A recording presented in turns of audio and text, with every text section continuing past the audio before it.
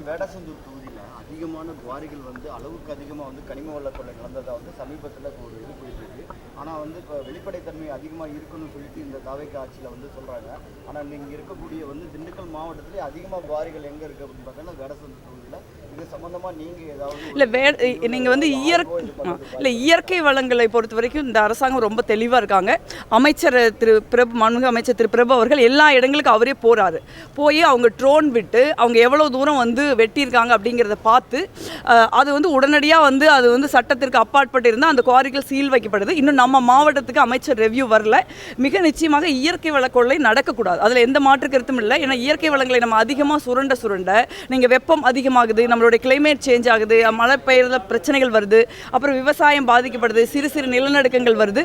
அதனால் அது மண்ணால்றதான் சரி, மணலால்றதா இருந்தாலும் சரி, மற்ற இயற்கை வளங்களாக இருந்தாலும் சரி, அதை தடுத்து நிறுத்த வேண்டும் என்கிற தாவேக்கா அரசாங்கத்தினுடைய நிலைப்பாடு, மாண்புமிகு முதலமைச்சர்களோட நிலைப்பாடு வரவேற்கத்தக்கது. அது நிச்சயமாக வேடசந்தூர் தொகுதியிலும் அமல்படுத்தப்படும். தமிழக முதல்வர் முன்னாடி சொல்லியிருந்தாங்க, முன்னாள் தமிழக முதல்வர் வந்து 6 மாத காலங்கள் ஆட்சி நடக்கும். சமீபத்தில் பேசிய கூட்டத்தில் என்ன பண்ணி 3 மாத காலத்தையும் தாக்கு பிடிக்காது அப்படின்றாங்க. இல்லை, அதை தொடர்ந்து அதிமுகவின் பொதுச் செயலாளர் அவர்களும் திராவிட முன்னேற்ற கழகத்திலையும் சொல்கிறாங்க. அது வந்து சரியல்லன்னு நான் நினைக்கிறேன். மக்கள் வந்து ஒரு கட்சிக்கு ஓட்டு போட்டிருக்காங்க, அவர் தான் முதலமைச்சராக வேண்டும் அப்படிங்கிறதுக்கு தெளிவாக வந்து அந்த கட்சிக்கு அதிக எண்ணிக்கையிலான சீட்டுகளை கொடுத்துருக்காங்க. ஒரு கூட்டணி ஆட்சி நடந்திருக்கு தமிழ்நாட்டில். ஒன்றும் கூட்டணி ஆட்சி புதுசல்ல. இதே திராவிட முன்னேற்ற கழகத்துக்கு நீங்கள் வந்து அவர்களுக்கு போதுமான எண்ணிக்கை இல்லாதப்ப காங்கிரஸ் கட்சி எந்த விதமான நிபந்தனையற்ற ஆதரவையும் கொடுத்து அவங்க 5 ஆண்டு காலம் ஆண்டிருக்காங்க. ஸோ ஒரு ஆட்சியில் இருக்கிற அரசாங்கத்தை வந்து நீங்கள் வந்து அவர்களுடைய செயல்பாடுகளின் மீது 6 மாதம் கழித்து நீங்கள் ஏதாவது விமர்சனங்கள் இருந்தால் வைங்க. ஆனால் அரசாங்கம் வந்து நடக்காது, அரசாங்கம் கவுந்து போயிடும் அப்படின்னு ஜோசியம் சொல்கிறதெல்லாம் வந்து ஒரு நீண்ட நெடிய பாரம்பரியம் உள்ள அரசியல் கட்சிகளுக்கோ அதன் தலைவர்களுக்கோ சரியானதுன்னு நான் நினைக்கல. இந்த ஆட்சி 5 ஆண்டு காலம் தொடரும்.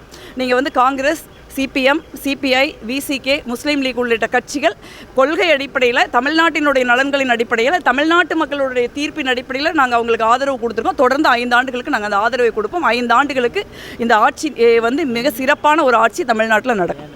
மேடம், இந்த கூட்டத்தில் பார்த்தீங்கன்னா திமுக என்ன நினைக்கிறீங்க? உங்கள் மக்கள் பிரச்சனைகளை வந்து அழைப்பு விடுத்தேங்கிறாங்க, ஆனால் இவங்க வரலை. இல்லை, அழைப்பு வந்து எல்லாருக்கும் போகும். இது ஒன்றும் புதுசு கிடையாது. நீங்கள் வந்து மெஜாரிட்டி இல்லை கூட்டணிகள் இருந்த காலத்திலேயே வந்து ஒரே கூட்டணிக்குள்ளே கூட வந்து நிறைய கூட்டங்களுக்கு வராமல் போயிருக்காங்க. அதையெல்லாம் நாங்கள் கரூர்லேயே பார்த்துருக்கோம்.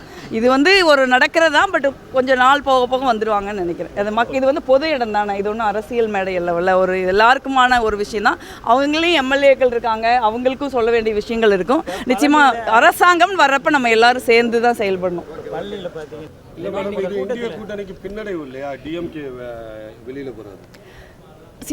இன்னும் எலெக்ஷனுக்கு 3 வருஷம் இருக்குது. நான் என்னை பொறுத்த வரைக்கும் நான் என்ன நினைக்கிறேன்னா, இது இந்தியா கூட்டணியோ காங்கிரஸ் கட்சியோ சம்மந்தப்பட்டது கிடையாது, இந்த நாடு சம்மந்தப்பட்டது. இப்போ நாளைக்கு நரேந்திர மோடி என்ன செஞ்சாருன்னு நம்ம பார்த்தோம்.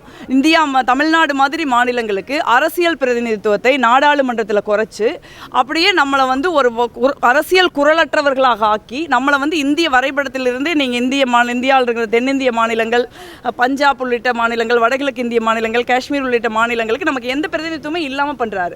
ஸோ நீங்கள் வந்து இந்த ஒரே மாதத்தில் 3 முறை சிலிண்டர் விலை ஏறி இருக்குது. இன்றைக்கி வந்து ஒரு மிகப்பெரிய வெளியுறவு கொள்கையில் ஒரு மிகப்பெரிய பின்னடைவை வந்து நம்ம சந்திச்சுக்கிட்டு இருக்கோம். இந்த மாதிரியான ஒரு சூழலை நாட்டை காக்கிறது முக்கியம். நம்ம காங்கிரஸோட ஒன்றா இருக்கிறோமா, இல்லை திமுகவோட ஒன்றா இருக்கிறோமா, சிபிஎம்மோட ஒன்றா இருக்கிறங்கிற முக்கியம் இல்லை. ஒவ்வொரு அரசியல் கட்சிக்கும், குறிப்பாக ஒவ்வொரு எதிர்கட்சிக்கும் நரேந்திர மோடி எதிர்த்து போராட வேண்டிய, நரேந்திர மோடி அரசாங்கத்தை ஆட்சியிலிருந்து அகற்ற வேண்டிய ஒரு வரலாற்று கடமை இருக்குது. அந்த கடமையை தான் செய்யணும். அப்போ எனக்கு இந்த கட்சி பிடிக்கல, அந்த கட்சி பிடிக்கலன்னு நம்ம சொல்லிக்கிட்டு இருக்க முடியாது. ஏன்னா மாநிலங்களில் நம்ம எதிர்த்து போட்டியிட வேண்டிய சூழல் இருக்கும். நீங்கள் இப்போ நடந்த கேரளா தேர்தலில் கேரளாவில் நாங்களும் காங்கிரஸ் கட்சியும் சிபிஎம்மும் கடுமையான ஒரு தேர்தலை நம்ம எதிர்கொண்டிருக்கோம். ஆனால் இன்றைக்கி நம்ம ஒரே மேடையில் தான் இருந்து நம்ம எதிர்கொள்ள வேண்டியிருக்கு. ஸோ எதிர்கட்சிகள் வந்து வலிமையாக இருக்கணும், உறுதியாக இருக்கணும். நம்ம நாட்டுக்காக வந்து நம்மளுடைய விஷயங்கள், நமக்கு இருக்கிற விஷயங்கள்லாம் மறந்துட்டு அதில் நம்ம முன்னாடி நிற்கணும்னு நினைக்கிறேன். அதை அவங்க புரிஞ்சுக்குவாங்கன்னு நான் நம்புகிறேன். பிளே ஸ்டோர் மற்றும் ஆப் ஸ்டோரில் இருந்து பாலிமர் செயலியை QR கோடு மூலம் பதிவிறக்கம் செய்யுங்கள். செய்திகளை உடனுக்குடன் பெறுங்கள்.